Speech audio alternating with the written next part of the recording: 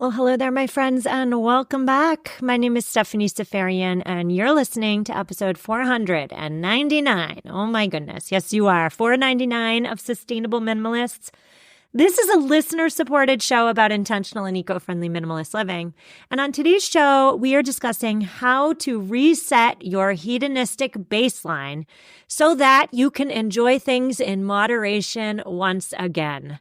Now, we're going to talk about today's episode in a minute, but before we do that, we're going to talk about Thursday's episode of this week. Thursday's episode is for subscribers only, so there's going to be no free episode on Thursday. And Thursday's episode is all about how to not get scammed by targeted ads, particularly targeted ads on social media, on Facebook, on Meta. I was just scammed so hard and I didn't want to admit it to anybody because I was embarrassed. I thought, how on earth could I, as the host of this podcast, get scammed by an online ad? I got scammed hard. And when I talk to people in my personal life, they've also been getting scammed left and right. Facebook seems to only be interested in generating revenue. They have no desire to police the ads that they're running. So Thursday's episode for subscribers only, and it'll always be subscriber only, is how to not get scammed by targeted ads. Thank you to the 150 or so of you in the last couple of weeks who have become financial supporters of the show. We are indeed moving over to a listener-only model, and that's not because I'm trying to be mean. It's because this show cannot rely on ad deals to keep its lights on any longer. The show's goal is to be 100% listener supported so that you are the boss of this show, not corporations. And many of you have written to me and said you love the show, you want to support it, but money's really tight right now. And I hear that. So I say to those of you who can afford $5 a month or $45 a year, if you can support the show financially, you're actually gifting the show to those who cannot support it at the moment. You're keeping the show running for them. You're paying it forward. So Thursday's show is just for subscribers. If you want that show on how to not get scammed by targeted ads, you can subscribe via Apple Podcasts. There's a free trial option, or via Substack. That will get you primed and ready to get Thursday's episode straight to your inbox or straight to your Apple Podcasts app. You're ready for it on Thursday when it drops. Now on to today's episode. Today, we are discussing hedonistic adaptation. It is a term that was first coined in 1971. It describes the human tendency to adapt to positive changes in our life, and that causes the initial excitement to fade over time. We return to our baseline level of happiness, yes, but also that baseline moves. It's a moving end zone, let's say. So we need more and more to receive that same level of happiness. This is why a new car loses its allure after a few weeks, or why one chocolate chip cookie pales in comparison to 3 or 4 or 10.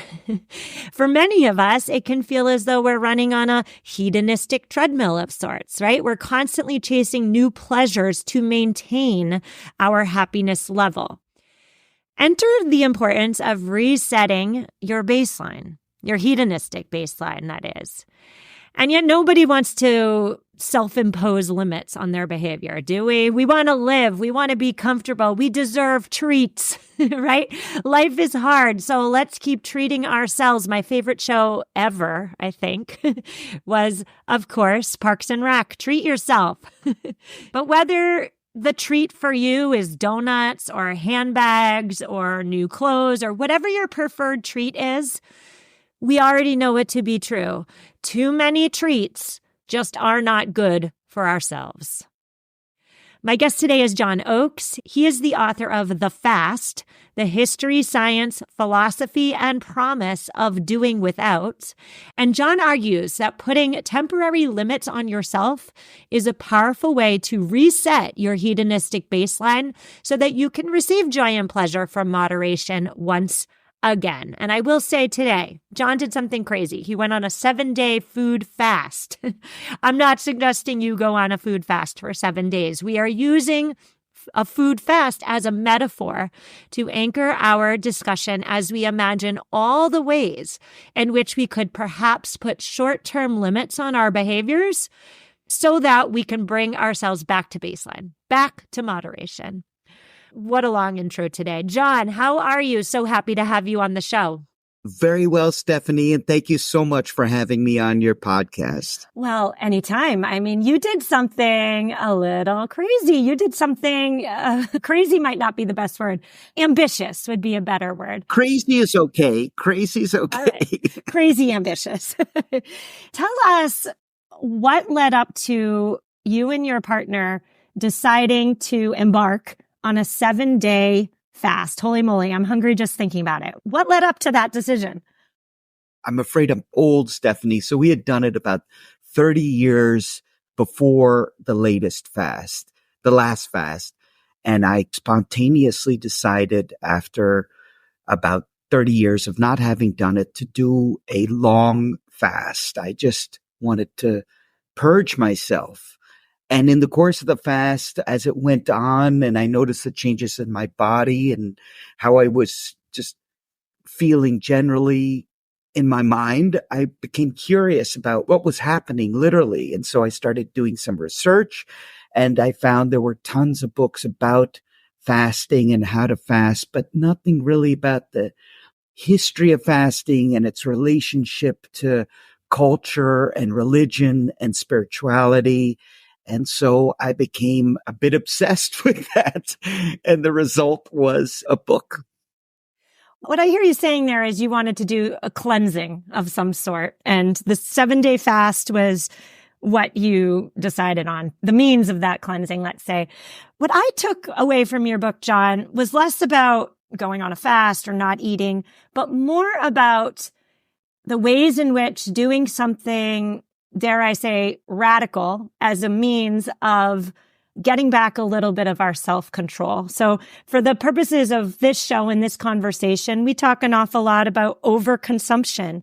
I would go so far as to say that collectively, maybe not you, maybe not me, but collectively, we here in America, we are out of control with our consumption habits, consumption of stuff. You cite various philosophers in your book, all of whom had something to say about self-control, self-mastery, managing our desires so that we don't get out of control. Can you talk to me about some of them? Yeah, absolutely. And I'll get your question in a second, but I just want to begin by saying what I like about the concept of fasting is that it has limits, and that you just set for yourself a period of time in which you're not going to do something, which you pull back. And it takes some self-discipline. Of course, the more you do it, the easier it gets. But then you can go back to your old ways. It's nothing permanent. It's not like surgery or something like that. It's actually not such a radical step if you incorporate it into your life. And people used to do it all the time. American presidents used to regularly call for national fasting days. Lincoln called for at least 3 of them. And it was a part of our traditions and our daily lives. And then we, I think, put it aside in favor of consumption as a patriotic duty. And then I think certainly in the 20th century and 21st century, no one would ever did call or would call for a national fasting day. In terms of philosophy, Stephanie, there are fasting traditions that are present in every major world religion: Judaism, Islam, Christianity, Hinduism, and it just seems to be a part of human culture. This idea that when you have a little extra food, a little extra whatever it is, and then you decide not to consume, that is a kind of a fast. It's refraining from doing something when you have the opportunity to do it.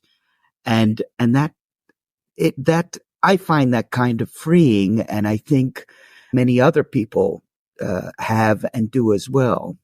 In the Greek tradition, of course, which we in the West rely on so much, the ascetics, people like Epicurus, the idea of holding back is present really throughout philosophy. It's essential, particularly to the Greeks, who made this idea of holding back a cornerstone of not only Stoicism, but also Epicureanism, interestingly enough, and many other philosophies. Well, you said something there, John, that I did not know, and I find, frankly, quite fascinating. Presidents used to regularly fast and call for national fasts. That's so interesting. And I'm thinking about, I grew up in the 80s, but even then, we still had most stores closed on Sundays, blue laws, no purchasing on Sundays, the day of rest, right? But those days are gone. Like I also live in New England. Perhaps in other places of the country, some stores are still closed on Sundays, but not here in New England. There is no limits on consumption. You mentioned, it's a national duty these days to buy. It became really with Woodrow Wilson, the turn of the previous century. He explicitly conveyed the notion a few times that consuming is our duty. And then, of course, George Bush said that after 9/11, people should go out and do some shopping. And that was the response to this incredible disaster that America experienced. And the message was that we should go out and shop. But yeah, still there is I'm sure you'd agree, Stephanie, shopping is such a weird and understandable response to hurt or to need. But I think there's still a strong undercurrent of people who think that maybe this isn't the way to go, and maybe it would be better to just step back and consider things. Some people do that, I think, by going to church or synagogue or whatever. A lot of people meditate. I think that's another way of pulling yourself out of the run of things. And I was never good at meditating, but this fasting I have found very congenial and helpful as a way to insert a pause in my daily life. And then I go back to whatever I was doing, but I know I can always go back to it, and it can remind me that so much of what I do unthinkingly isn't absolutely necessary. And I do so much out of rote, and it's good to remind me that's not necessarily the way things have to be. Well, yeah, I was going to ask you, in your opinion, why is it important to put limits on ourselves, whether it be food limits, which is what you did, or buying limits, or some other limit on ourselves? Why is it important to put limits on ourselves in a culture whose economy thrives when we act out of control, when we are limitless? Why is it important to practice some self-restraint once in a while? This is a question that's at the core of the whole concept of fasting. And I think it's at the core of so much. And I think one can make an argument for the other side. But for me, at least, I found with imposing these limits on myself, I found it freeing and empowering. Because if you put limits, you suddenly realize that this is your domain, this is your area of agency. But if you see your consumption as limitless, then there's no end to it. And there can be no, by definition, no point of satisfaction. And this is where Epicurus comes in, because his philosophy is associated with self-pleasure, but he believed actually in limits and in holding back, because if you don't have limits, you will never reach a point where you think, oh, that's enough, and I feel okay now. But without these periodic breaks, you will never, you can never have enough. If you have the ability to, you'll get one car and two cars, and then you want more, and it just never works. It's never sufficient. And at least I feel, having rediscovered long-term fasting somewhat late in life, I found it really freeing and strengthening. And I am not an ascetic. I like to eat. I like to enjoy myself however I can. But this occasional long-term pause has become very meaningful to me, and I think can be to other people. I think it's a very powerful tool. Yes. As you're talking there, John, I'm thinking about how so many of us, if we continue to, in the confines of this show, consume, buy stuff, buy more and more, you said it perfectly. There's never a time or a place when we say, oh, I'm satisfied. Or if we do get there, it's a fleeting moment. In terms of food as well, no satiation. And if you're never satisfied, you can never appreciate. Absolutely. Yeah, that's it. Exactly. It's a way to, you have an appreciation. And in that sense, a fast, although as I say, I'm not a religious person, but I think there is a definite tie-in to some of the religions, or most of the religions that I've mentioned, even to the Puritans who were big on fasting. They'd fast all the time. And for them, it was more a kind of a self-punishment. Their community was doing something wrong. For me, it really isn't a punishment. It's a privilege, and it's a way to just re-experience the extraordinary bounty that's all around us and that we have. I do want to say, Stephanie, I think it's very important when we're considering fasting to remember that limits are essential to the concept. And fasting without limits becomes a mental illness. It becomes anorexia in one form. And that is a bad thing. For me, and I think for people who do it on a regular, healthy basis, it's very much not about self-harm. It's the reverse. It's a form of self-empowerment.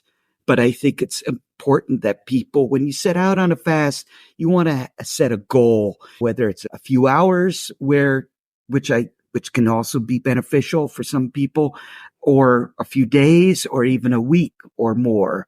You definitely want to have a limit. Otherwise, it becomes some sort of weird self-torture, and it's not the place to set a world record. Yes. Yeah, you make the point there, John. It's not about punishment, setting limits, practicing some self-control in whatever area of life that you perhaps listeners want to practice some self-control. Maybe it's in your food or drink. Maybe it's in your purchasing habits. But in whatever arena, it's not about punishment or torture. It's about perhaps resetting your baseline so that you can appreciate things in moderation, in decent amounts. We need to put limits on ourselves for our own well-being.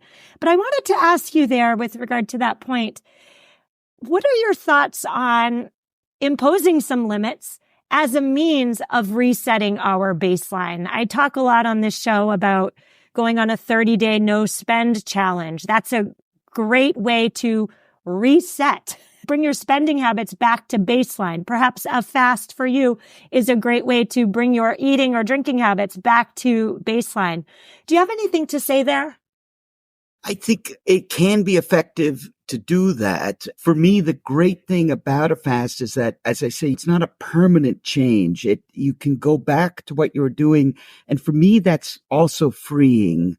It's not putting myself in a prison.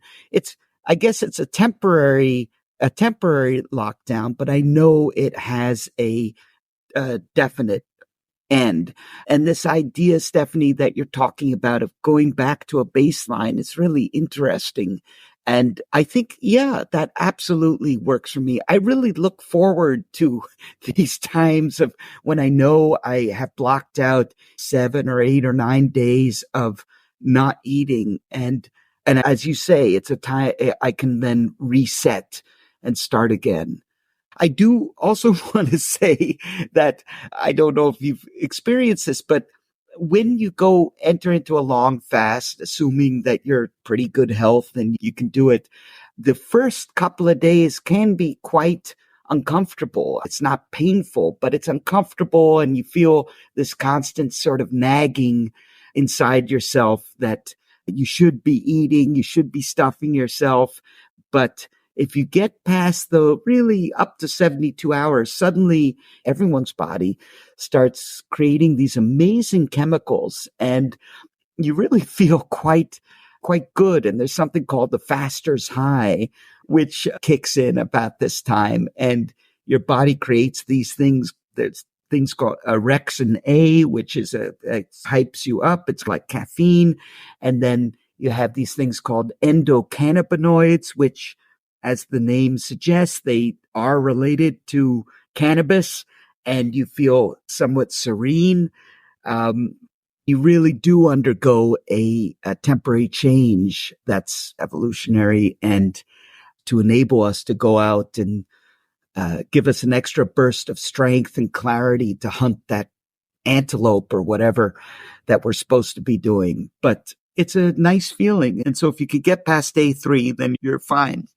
John, I did a 1-day, 24-hour fast, and I mean, nothing like. Oh, that's hard. That's hard, Stephanie. Yeah, sorry. Go ahead. It was really hard. I'm going to be honest. So yes. We're going to take our sponsor break, but when we come back, I want to talk about the takeaways I had from my 24-hour fast.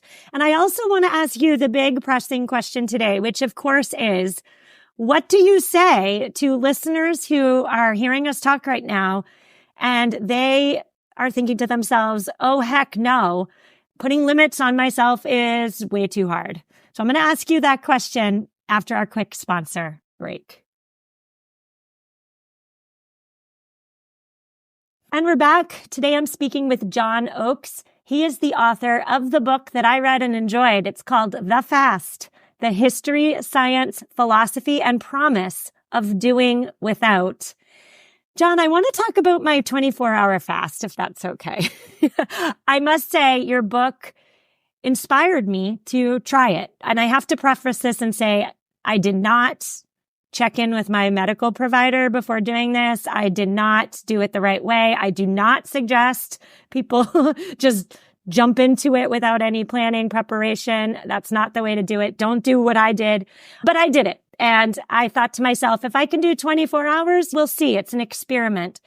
I am well-versed in intermittent fasting. So the first 14 hours were fine, no problem. The first 16 were at around hour 16, I was starting to struggle. And then from hour 18 to 24, I was completely miserable. I don't mean to laugh. I'm sorry, Stephanie. No, it's okay.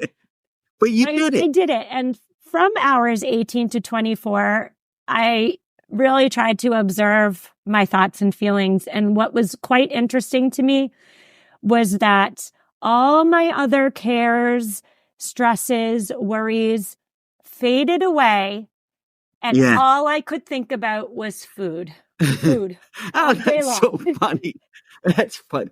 And I'm sure, Stephanie, and you'll want your listeners to, if they decide to follow in your tracks, it's important, of course, to always drink plenty of liquids and make sure you're hydrated, as they say, because there actually are extreme fasters who go without water too, but that's, I think, a step beyond. Well, I had water. I had my veggie broth. I did all the things.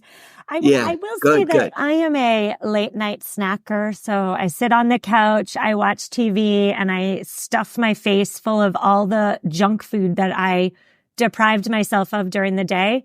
And I tell myself in those moments on the couch generally that, oh, I'm hungry. It's okay. But now, after doing that 24-hour fast, now I know what real hunger is. And me is sitting on the couch and just like feeling a little twinge of, oh, I want something sweet. That's not hunger. And so for me, I don't know if it's been a lasting change because I did this about a month ago, but I feel as though a 24-hour fast did teach me something about true hunger and did reset my hunger baseline, let's say. But I'm curious for you, after 7 days, what were some of your takeaways? One thing I'd say, Stephanie, if I may, is that you not only learned what you said you learned, you also learned that you can survive 24 hours, that you come out of it on the other side. You're still Stephanie, you're perfectly healthy, and you can go back to sitting on the couch, eating whatever you want. And I think the next step is, if you have the desire, is to try it maybe for a few more days and then to see And I think I'm pretty confident you would survive as long as you're keeping yourself, you're drinking water and vegetable broth. And as I said earlier in the program, once you get past those unpleasant 72 hours with this constant tugging at your sleeve of yourself saying, hey, Stephanie, you forgot to feed me. Once you get past that, suddenly you're in this kind of a serene place and it's much easier. I'm sure you've gone hiking and you have a really particularly difficult mountain and sometimes there's a false summit and you think, I'm never going to get to that summit. And then you make it and then suddenly, or for me at least, you get that to that place and then the next step is much easier. If you're in relatively good health, and as I have indicated, I'm not an athlete, I'm not an extreme healthy, I'm a normal, healthy person. You can absolutely do this. It's just the beginning, which is a little uncomfortable, but it's not the end of the world. And knowing that you have food on the other side can be freeing. What you're speaking to there, John, is breaking out of our comfort zone, quite literally, right? Absolutely. Absolutely. Yeah. Yeah. I don't know if you've read the book, The Comfort Crisis. I would highly recommend it to you and anybody listening.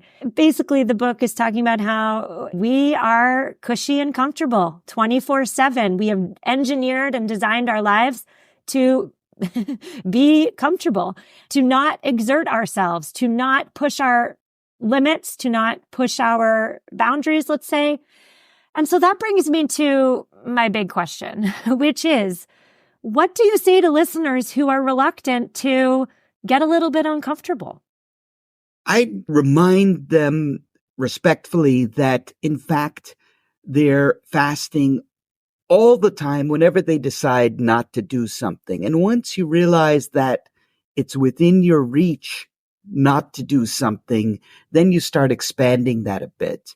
And by the way, Stephanie, I mentioned this in passing, but a fast of even a few hours has been clinically shown to be, if you're doing it for health reasons, even a limited fast of as little as 3 hours has been shown to be helpful to give your body a rest. And you can look at it, as we've said, not as a hurtful or a punishment of some kind, but as doing your body a favor, which really is what it is.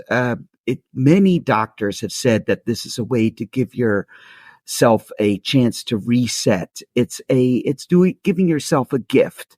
It takes a little bit of willpower, but then it becomes easier as time goes by. And just to try it and to realize that all the time. Another thing that's exciting about this concept is that it doesn't require anything. You don't have to spend thousands of dollars or go to a gym or go to a clinic and check yourself in.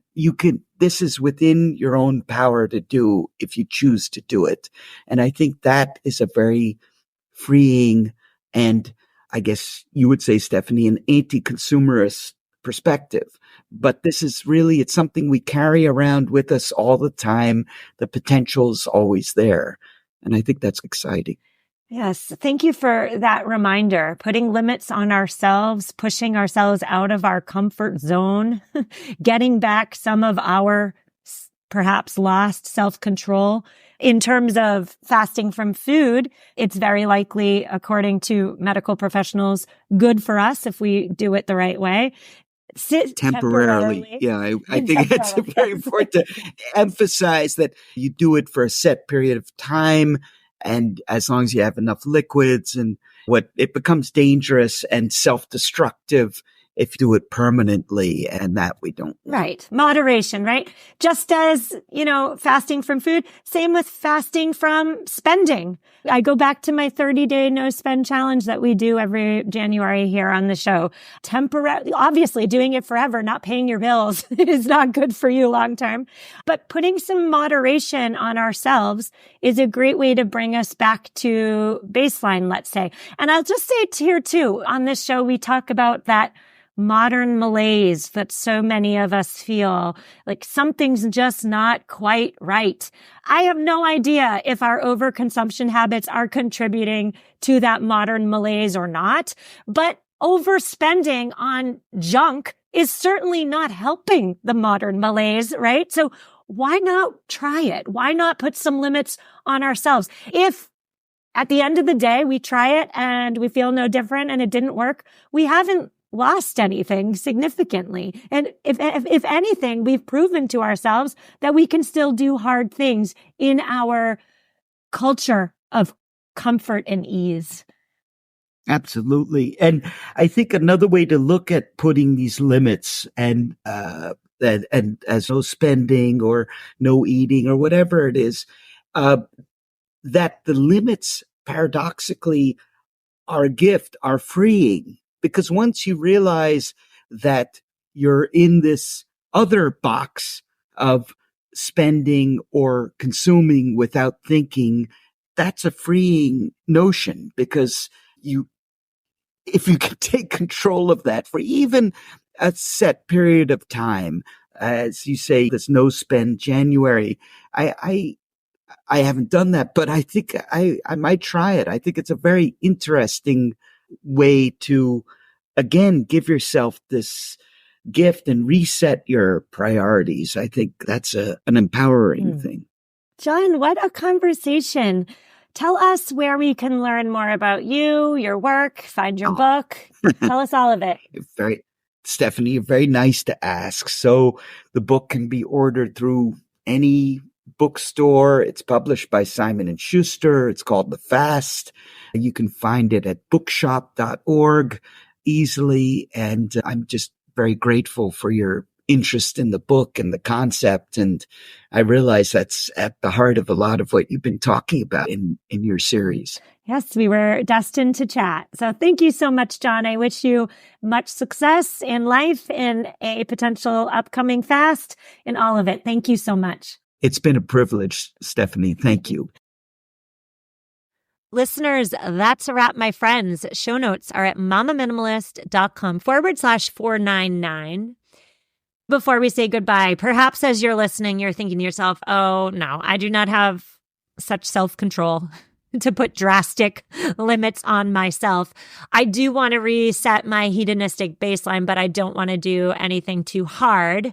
Well, if you're wondering whether there are any other tried and true ways to reset your hedonistic baseline, the answer is yes. And they are strategies that we talk about all the time on this show, like practicing gratitude, reflecting on the positive things that are already in your life so that you appreciate what you already have, like practicing mindfulness, paying attention to your present moment so that you can enhance your awareness of pleasure, like prioritizing relationships instead of stuff. And finally, like prioritizing experiences. Experiences have been found to, again, increase levels of happiness in lasting ways. And experiences make happiness last longer. So that's our show today. On Thursday, it is a subscriber-only episode. So to my free listeners, if you're waiting for a show on Thursday and it's just not coming, it's not coming because it's only for subscribers. If you want it, you can subscribe on Apple Podcasts or Substack, $5 a month, $44.99 a year.